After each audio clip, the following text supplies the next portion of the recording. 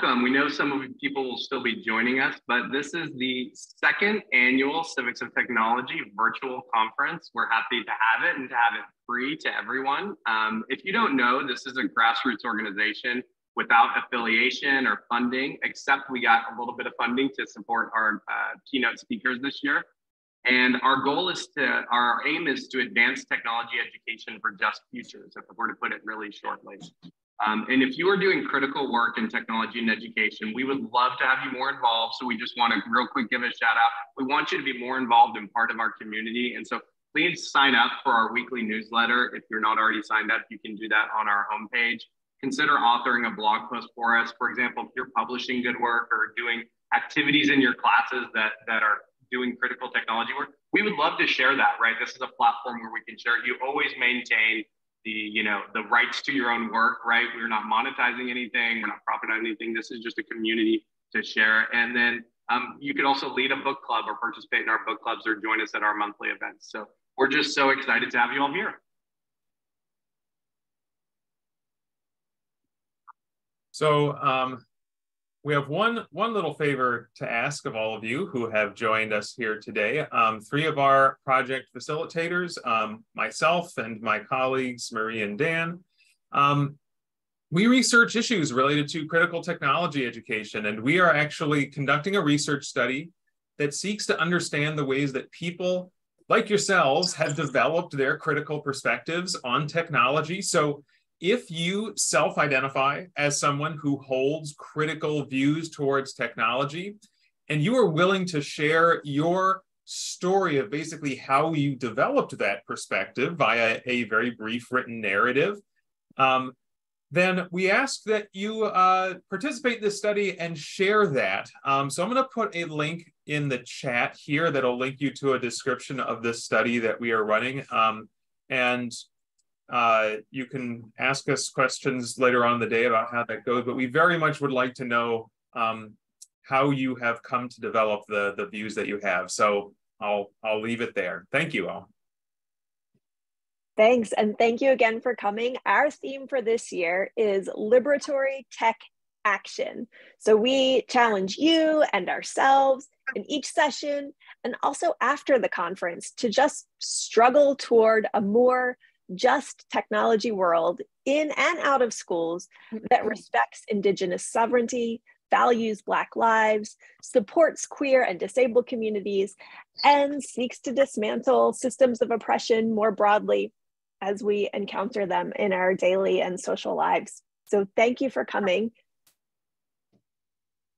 Okay, and with that, again, we're just so excited to have everyone here. And so we're gonna get started. So thank you first for all the work you all are doing. We know many of you are doing critical tech work in your own spaces and your own places. And so without further ado, it is my honor to introduce our keynote plenary session leader for this opening. And it is our opening keynote, I'm happy to announce, is Dr. Luci Pangrazio, a researcher at Deakin University in Victoria, Australia. She's currently studying datification, data literacies, and the gig economy. Her research interests include digital and data literacies, young people's digital world, the gig economy, platform studies, and platform-mediated labor, and creative and critical research methods. We've been inspired by her scholarship for a long time, and so we're just excited to learn from her this morning. And so with that, I'm going to turn it over to Dr. Luci Pangrazio, who we gave the wrong time to for this morning, and she was able to rush in and be here, and she's been so adaptable because she's on the other side of the globe, so it's very late for her. So we appreciate you being here with us, Dr. Pangrazio. Oh, thanks, Dan, and no worries at all. It's great to just have that emergency start. So all good. I'm going to share my screen with you first, and just get going. How's that? Can you see that one? Is that clear?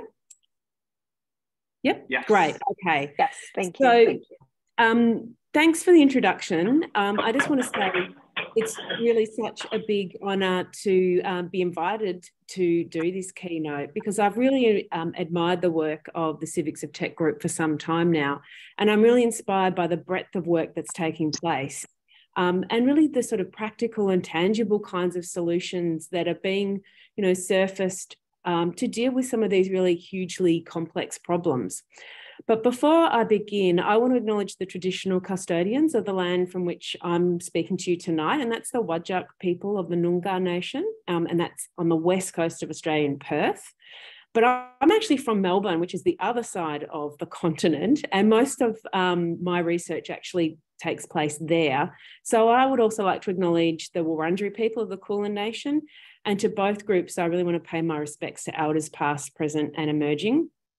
And I also want to acknowledge the fact that the land that we now call Australia has really long been places of teaching, learning, and research. And we really have so much to learn from Indigenous knowledges, both when it comes to the digital and also the educational issues that we face.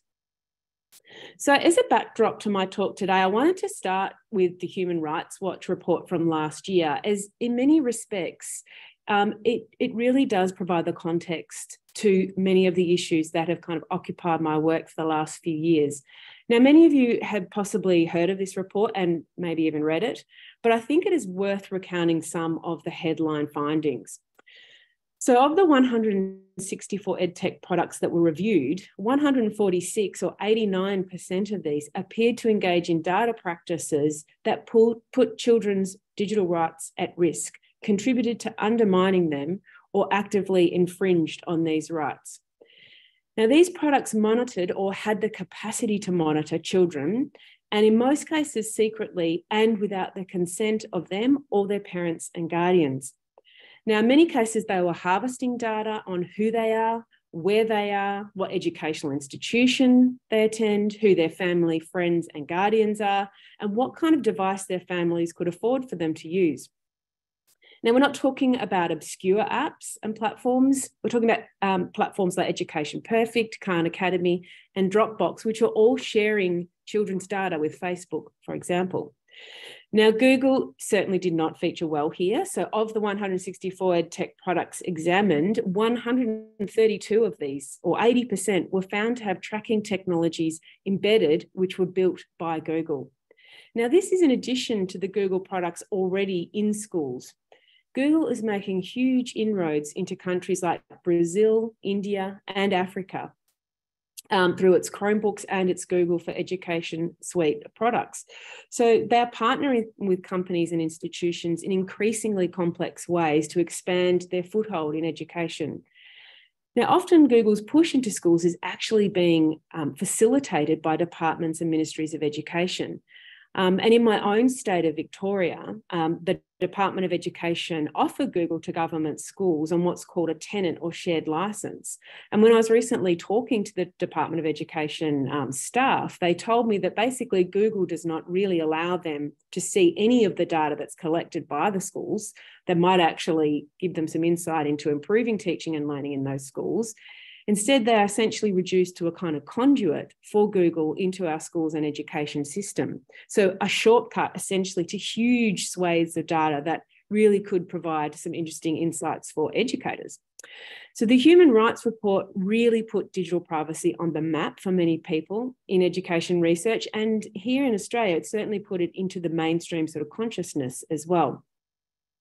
Now, a little closer to your home, a report came out last year, which again, some of you may be aware of, from the Centre for Democracy and Technology, that found that not only is this main student privacy law that protects student data, the Federal Education Rights and Privacy Act, not only is it no longer legally sufficient for protecting our student privacy, but also there's a lack of staff and resourcing in local education agencies to assess the products. So for now, it seems that EdTech is making its way into schools and educational institutions without sufficient checks and balances taking place. Now, what this ultimately means, or what it's culminating in, is the fact that just by going to school to learn, children's digital privacy is violated, and therefore their digital rights are being jeopardised. Now, we tend to take this as an issue without really thinking about what's at stake. But there's a lot at stake, and there are a number of things that we should be concerned by. First, privacy is a human right. Now, this right encompasses the freedom from intrusion into our private lives, the right to control information about ourselves, and the right to a space in which we can freely express our identities and have them recognised by others.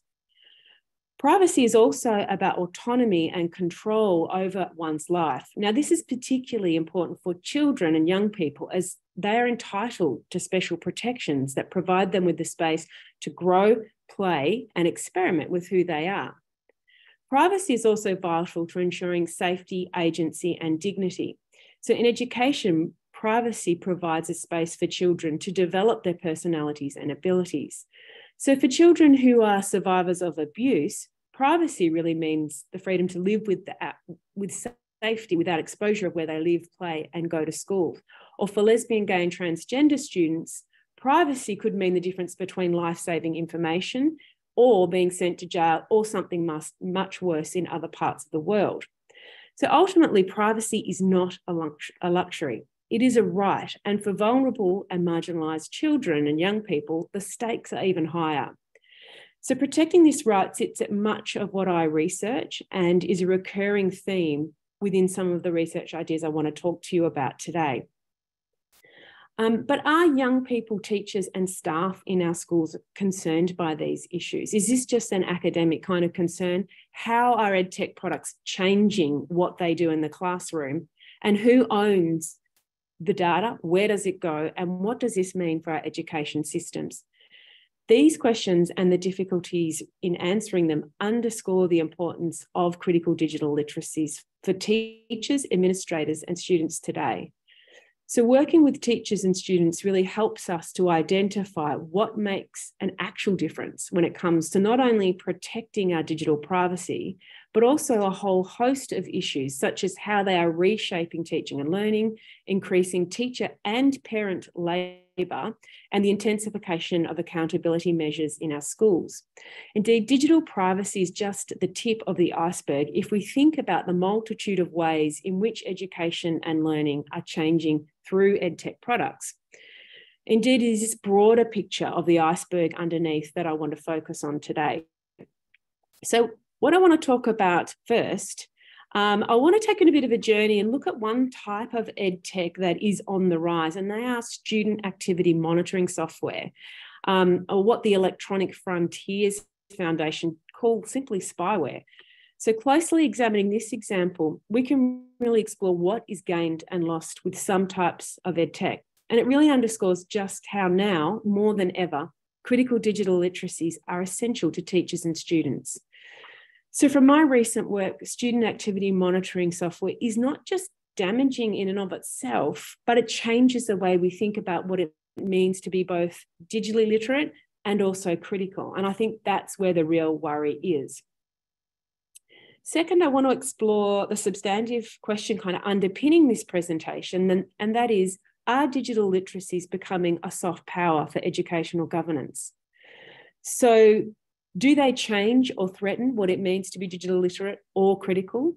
And then in the last part of the talk, I want to introduce a framework to help us organise a response to these very difficult and complex problems.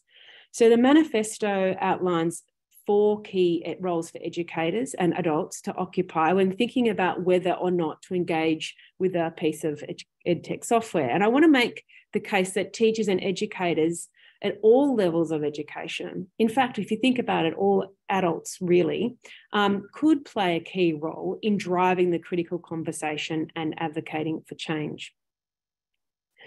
So let me introduce you to one example of a student activity monitoring software, which I'll call Study Screen. And many of you might have heard of software like Study Screen. And Study Screen is really just one example of many new EdTech products on the market, which enable teachers to monitor their students' laptop in real time. Others include Dino, GoGuardian, and Securely.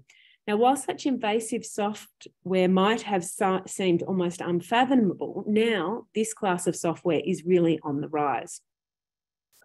Now, Study Screen and companies like it represent a category of software products that monitor, scan, and filter student and teachers' online interactions and will supposedly help students that are most at risk, monitor students' learning, empower teachers, and keep your students safe, engaged, and well. Now, despite the hype, there's a lot to be concerned about. And by looking at how it is actually being used in a school and the ways it's reshaping education really provides some detailed evidence of this. So I've recently finished a 3-year study with Neil Selwyn and Bronwyn Cumbo at Monash University, and we were investigating data in schools.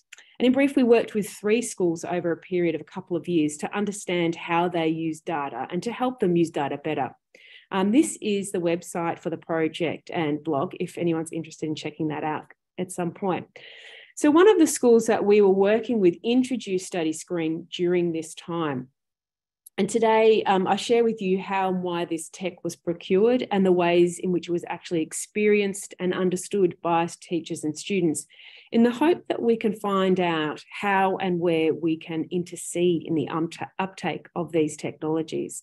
So after all, my real goal in doing this work and in talking to you today is to find ways that we can disrupt and potentially change what can appear to be the kind of seamless, unquestioning uptake of these types of technologies in schools. So what is StudyScreen? Well, StudyScreen is an automated monitoring system that provides teachers with live updates of students' laptop activities. The program supervises learning by algorithmically calculating whether the student is engaged in the education or on task, or work through a machine learning model of approved on-task resources, or whether they are off-task. Now, class data can be aggregated via a real-time live screen dashboard on the teacher's device. And this is what you can see here on the slide. Now, this displays each student's current state of engagement using traffic light colours. So descending from green to being on task, to red to being off task, and orange or amber. There's I guess, somewhere in between. The algorithm is unsure. So StudyScreen is also able to monitor how often students switch between on and off task, as well as the number of keystrokes and mouse clicks. Now, the former metric is represented as a distractibility index for the teacher, and school administrators can also review recordings of aggregated data from past lessons with StudyScreen's learning flow feature, representing how laptop use varies over the course of a single lesson or whole day, week, or even a term.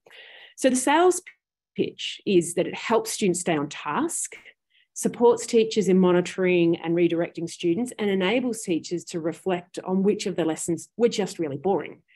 But what's the reality? So I want to take you back to the beginning, which is when the school actually introduced the software, and what was their overarching goal in even procuring this in the first place. And the director of teaching and learning at the school, who I'll call Tom, told us that StudyScreen was introduced to address teachers' concerns over student laptop use.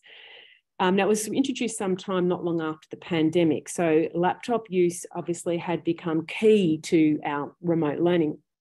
Now, several teachers felt the students could go off task very easily when using their laptop, and this was thought to be one way of addressing this problem. So StudyScreen was introduced by Tom and the Dean of Data, who I'll call Chris, and both were very deliberate in how they framed the presentation, and explaining the purpose was not to show teachers how to just press buttons, but rather so they may come away from the sessions feeling really interested and inspired to learn more about these systems. But in keeping with this, the presentation really felt like a sales pitch, complete with this kind of dramatic reveal of the StudyScreen dashboard on the main screen of the auditorium in the school. But what do teachers actually think about StudyScreen? As soon as we started to talk to teachers, we found that there were some very interesting insights emerging. Some teachers not even noticed that students going off task was even a problem. So for example, one teacher, Kath, explained, "I didn't know I wanted it until I got it."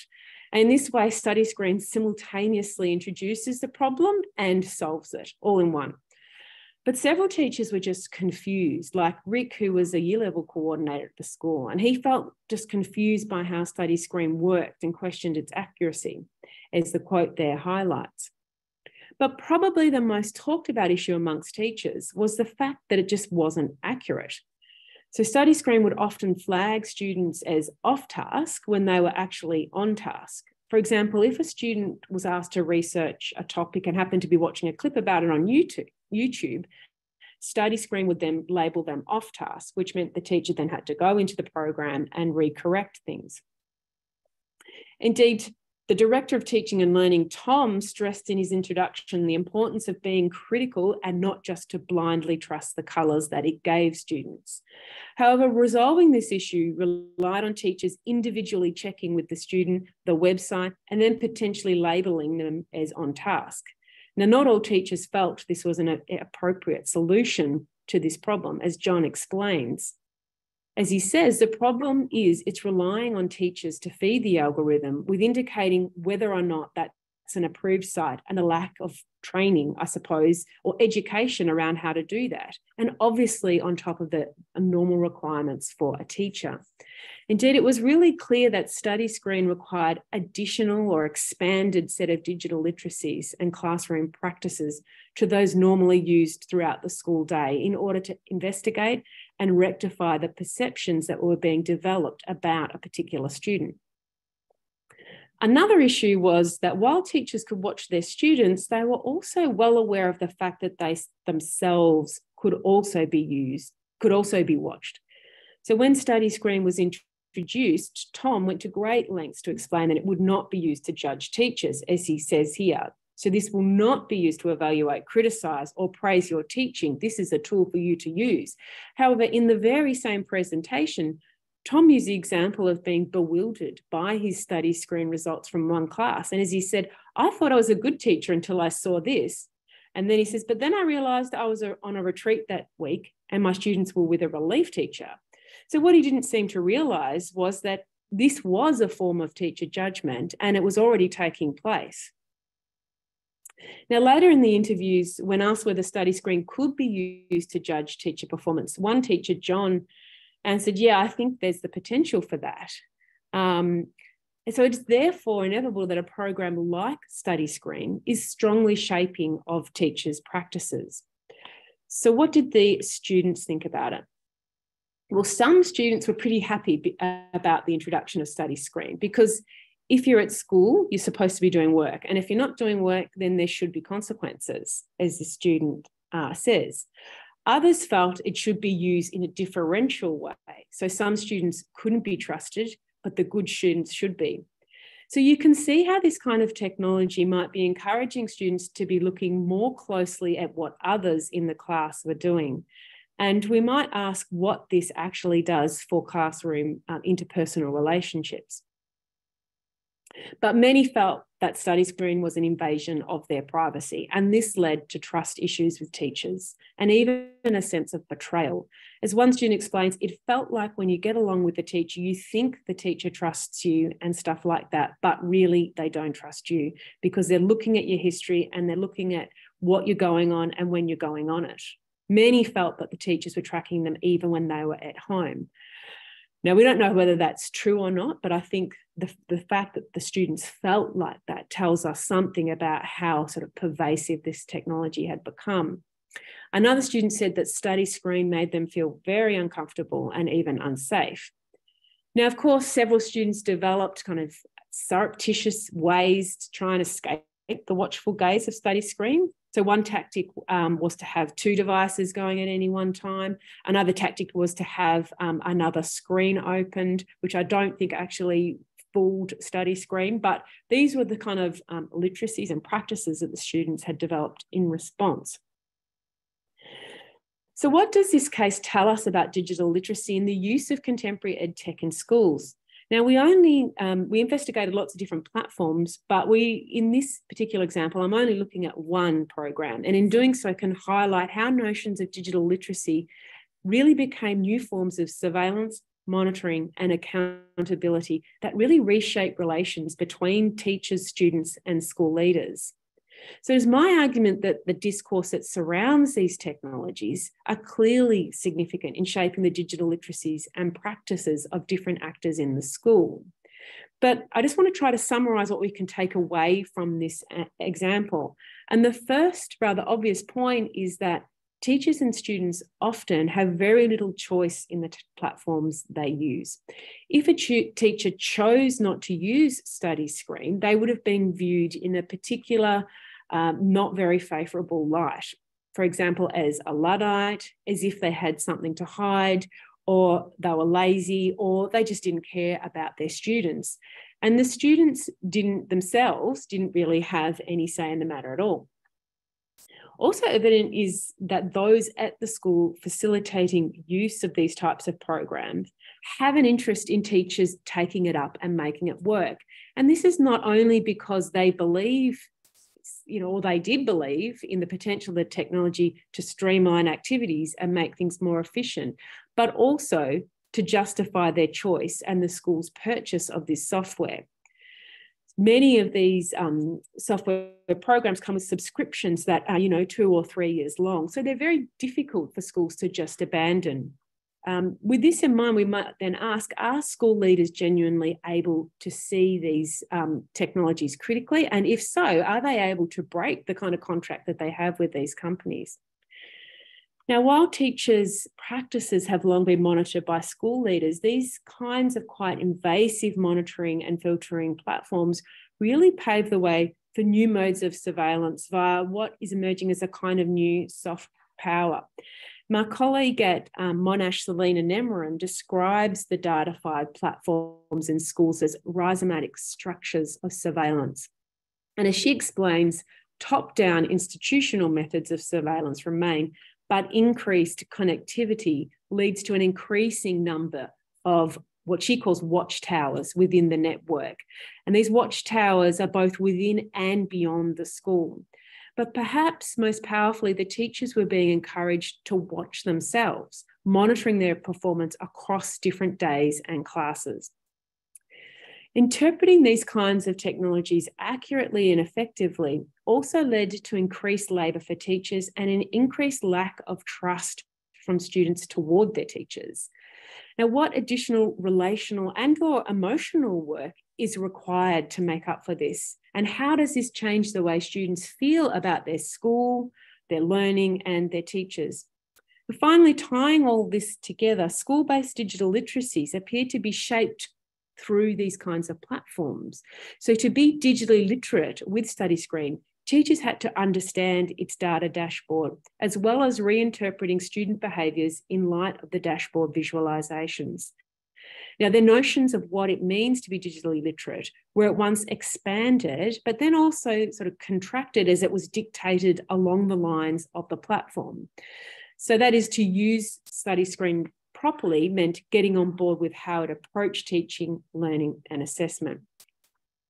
So one of our key takeaways from this study is that introducing software cannot take place without what we kind of called the lubricant of digital literacies, that without a conceptualization of how reading, writing, and understanding take place in, through, and about this software. And this is essentially where I want to sort of start the more theoretical discussion of this talk by thinking about this key question. Are digital literacies becoming a soft power for educational governance?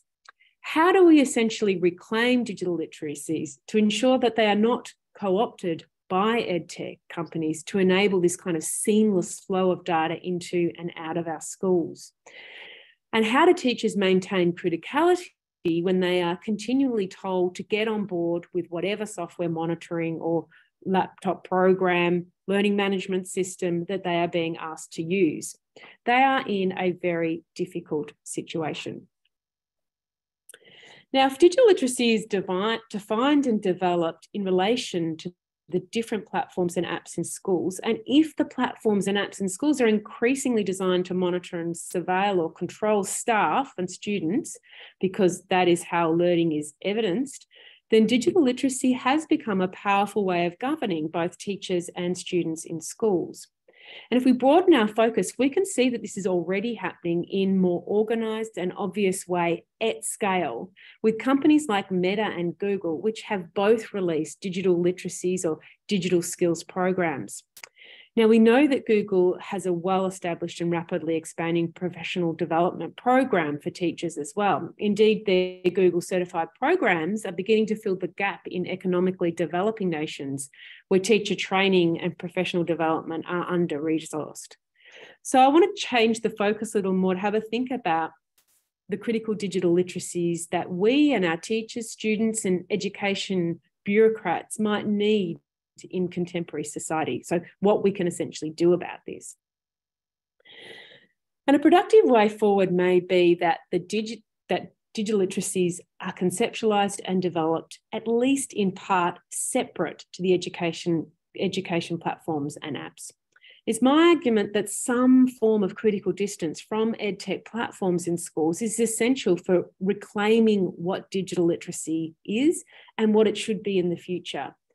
And these literacies might be more focused on the ideologies that underpin the platform and the practices and behaviours that they inculcate. Now, these literacies are not necessarily gleaned through use, but by stepping back from the interface and considering how the platform operates, who owns it, and what behaviours and dispositions it's really promoting.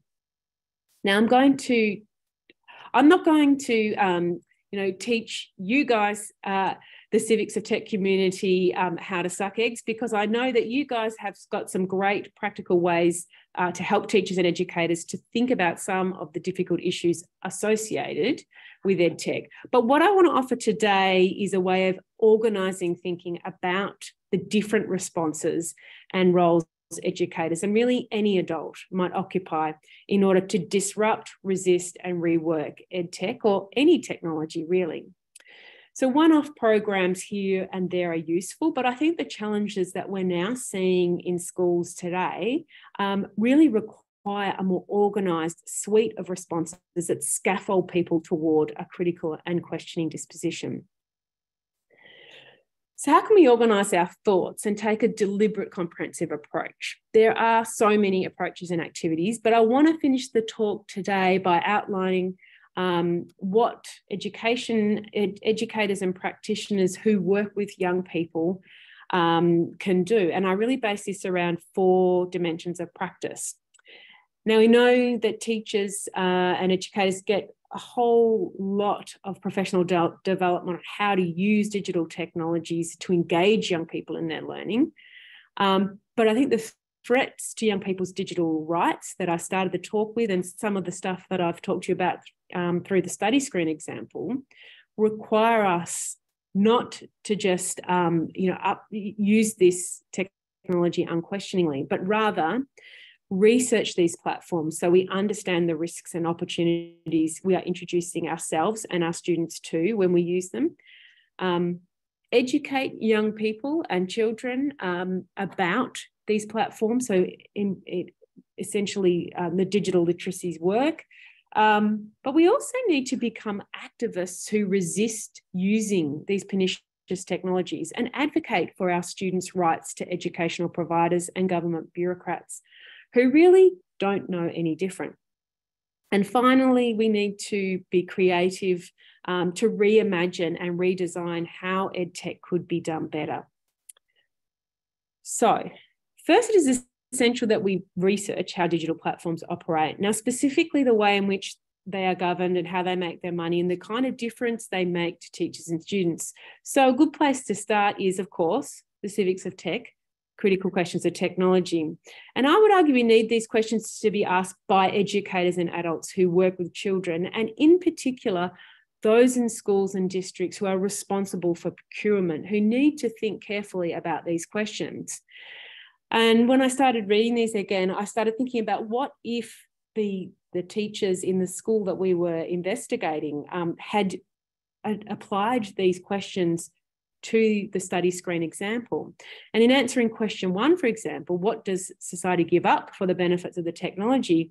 Well, first we could say that the school had to kind of preload the software onto a compatible device. So they may have been giving up using a particular type of operating system or a particular type of laptop.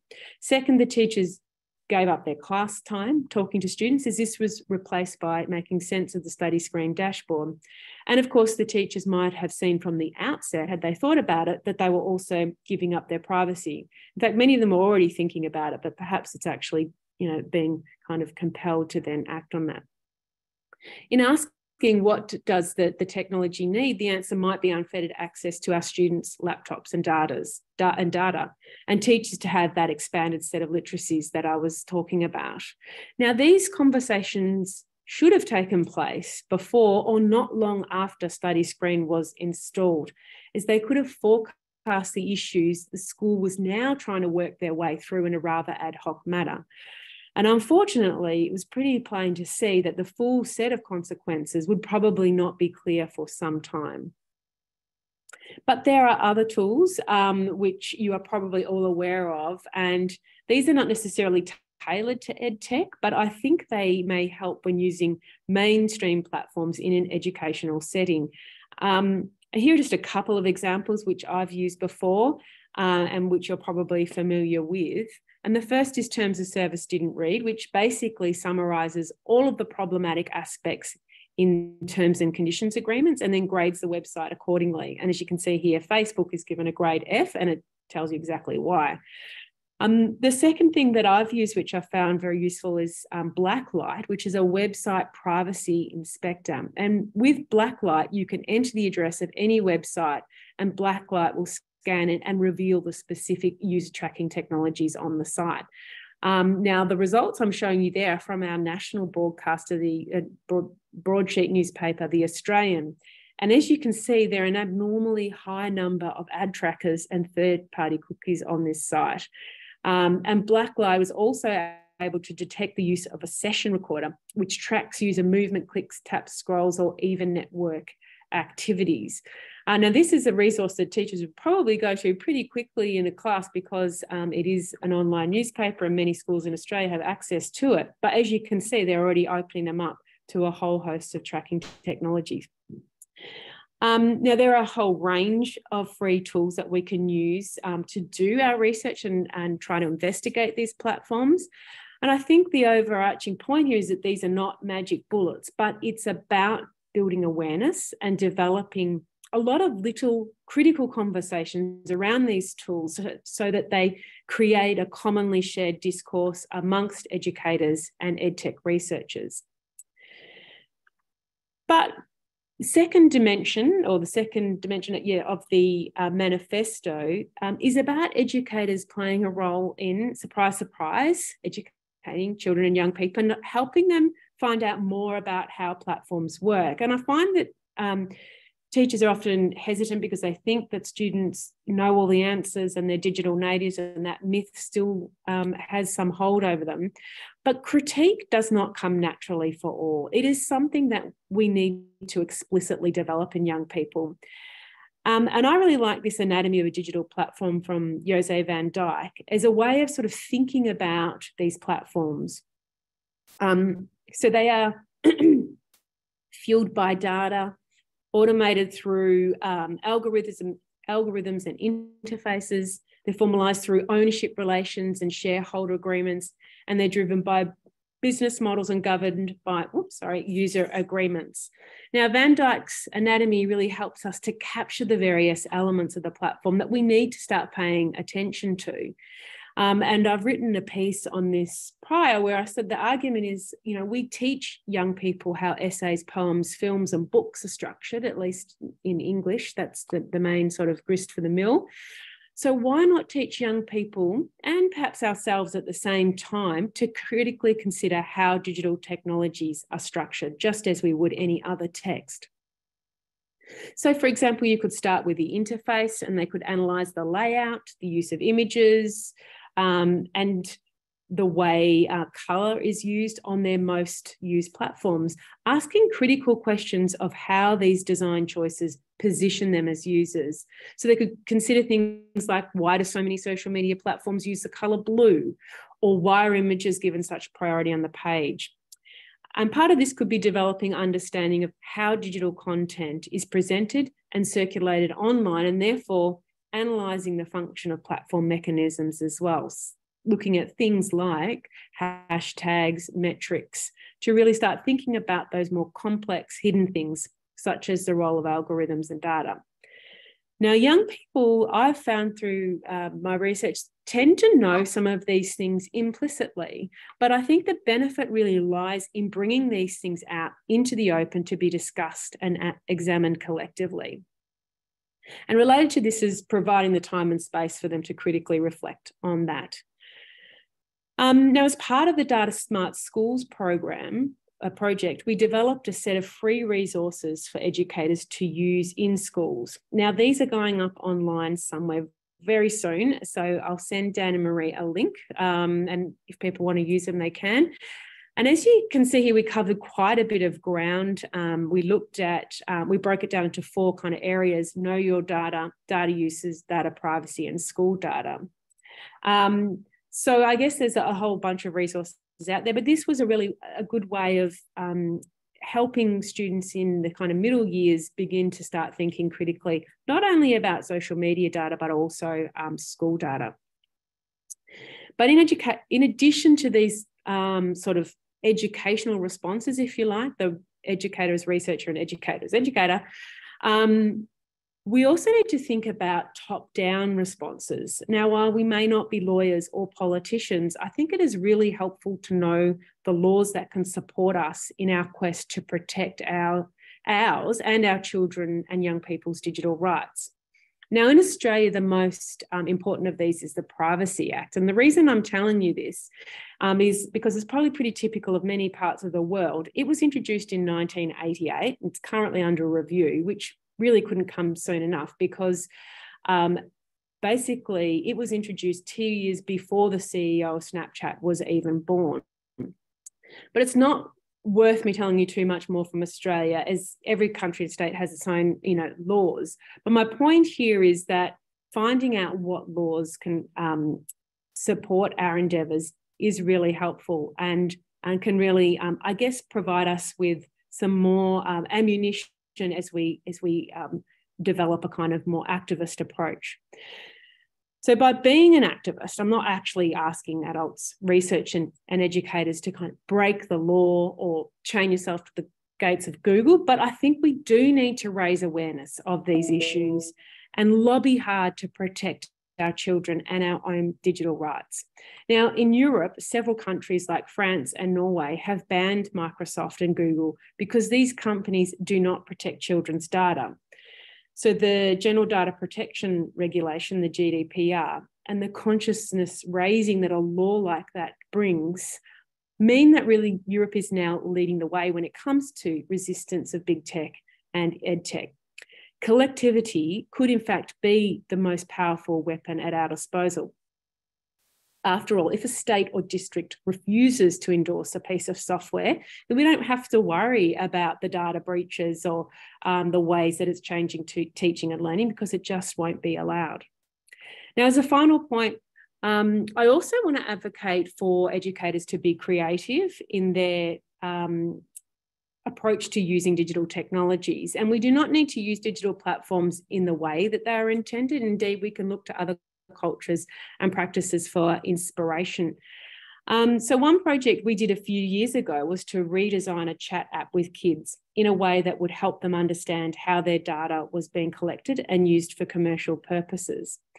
And not only did we get an insight into the students' understanding about social media and digital data, but through a teacher dashboard, we were able to show them how their personal data was being processed for commercial purposes. And we processed 3 types of data: geolocational data, text data, and image data. And you can see on the slide there, the red dots indicate each time a geolocational data point was collected.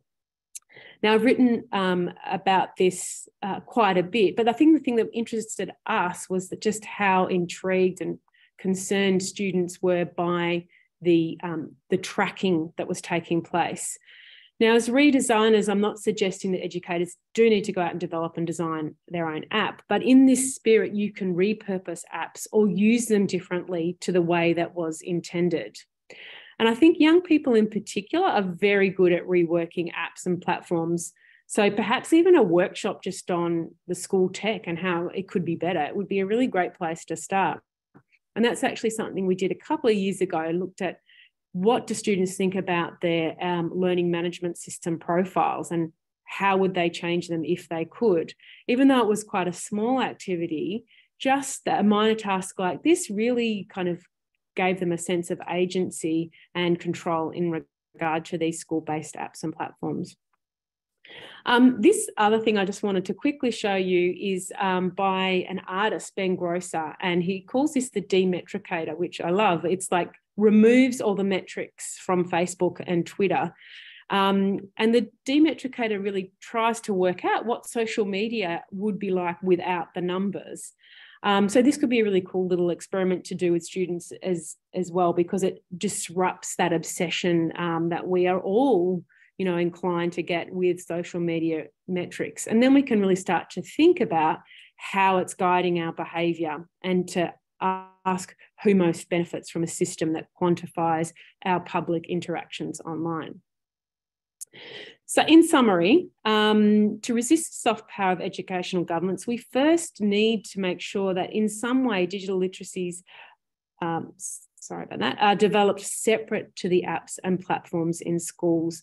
We need to decide upon what is important for kids to know about digital systems. And to this end, I would say there is a kind of knowledge building phase, a critical reflexive phase that really starts from a personal perspective, not a didactic one. And then there is a redesign or creative phase. So in bringing together the various activities and ideas to do this, we can conclude by saying these practices are generally collective rather than individual, active rather than passive, exploratory rather than instrumentalist, and creative rather than quantitative. Ultimately, we know EdTech is here to stay. And look, it's not all bad. There's some really wonderful EdTech products out there. Our education facilities are littered with apps and platforms. And of course, there's a multi-billion-dollar industry dedicated to designing new and innovative learning and administrative systems. So while we might not be able to change this kind of advancing encroachment of commercial platforms into schools and education systems, we can try to address some of the challenges that accompany the rise of EdTech, and which I've outlined today. Through research, education, activism, and redesign, we can disrupt, resist, and reinvent the technologies that are created for us rather than with us. And that's about all I have time for. I think I've probably thrown enough at you. So if there's any questions, but thank you so much for listening to me today, or tonight.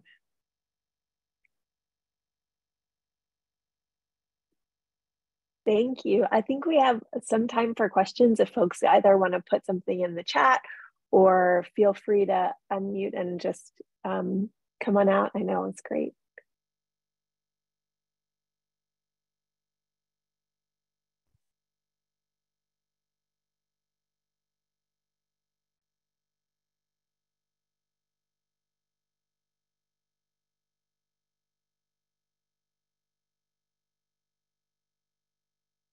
I'm not seeing any questions come up, and I know that we're coming up on time. So I'll say thank you so much, Dr. Pangrazio, for your time. I know that it's now getting late at night for you, and I really appreciate that. This was an incredible way to kick off our conference, to start thinking about the ways that we can personally and collectively, or as an artist, I love that approach, or as an irreverent hacker, and to sort of take technology to think about ways to resist and collectively change and act towards more justice for our students and in our classrooms. And that was great. So thank you so much for that. I'm reminded by both what you shared as of Dr. Benjamin's reminder in her book, Viral Justice, to plow your field where you can. And I think we can probably pick up from your talk the places where we can do that. So thank you so much. Yes, and I see lots of folks in the chat saying the same thing. Yeah. Any closing thoughts? Anything to add?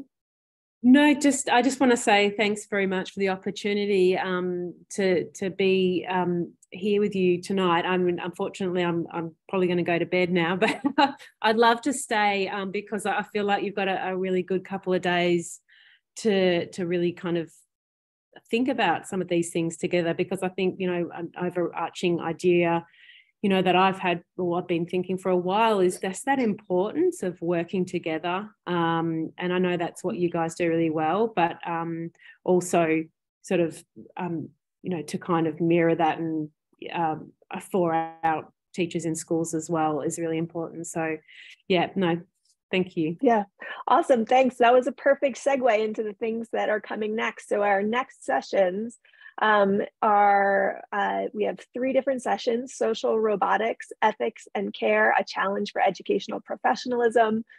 Second session, critical questions, speculative futures, using speculative exercises to work against techno-inevitability in a first-year seminar.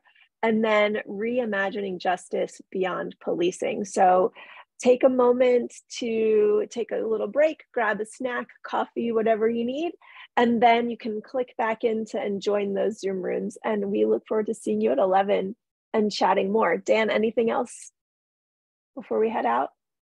Nope. I'll see you in the next session. Great. I'll see y'all there. Take care. Bye.